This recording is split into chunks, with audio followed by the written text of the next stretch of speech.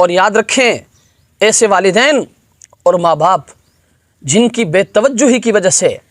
گھر کی خواتین، بیٹیاں اور بچیاں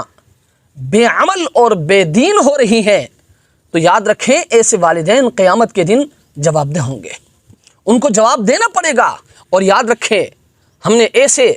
کم بخت اور بدبخت ماں باپ بھی دیکھے ہیں جن کو اللہ تبارک و تعالی نے مال و دولت سے خوب نوازا ہے،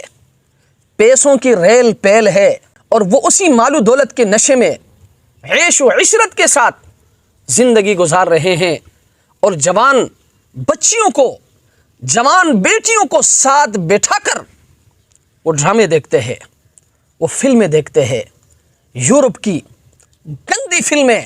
جس میں فحش حرکات ہوتی رہتی ہیں۔ تو یاد رکھیں ایسے والدین کو قیامت کے دن زنجیروں میں باندھ کر لایا جائے گا، اور اس وقت تک ان کی زنجیریں نہیں کھولی جائیں گی جب تک کہ وہ جواب نہیں دیں گے۔ تو یاد رکھیں، آپ نے کبھی سوچا ہے، آپ نے کبھی فکر کی ہے کہ آپ کدھر جا رہے ہو؟ آپ اللہ تبارک و تعالی کے احکامات کو پامال کر رہے ہو، آپ سے پوچھا جائے گا۔ اس لیے میں تمام والدین سے میں گزارش کروں گا کہ آپ اپنے بچوں کی تربیت کریں، خصوصاً بچیوں کی، بیٹیوں کی،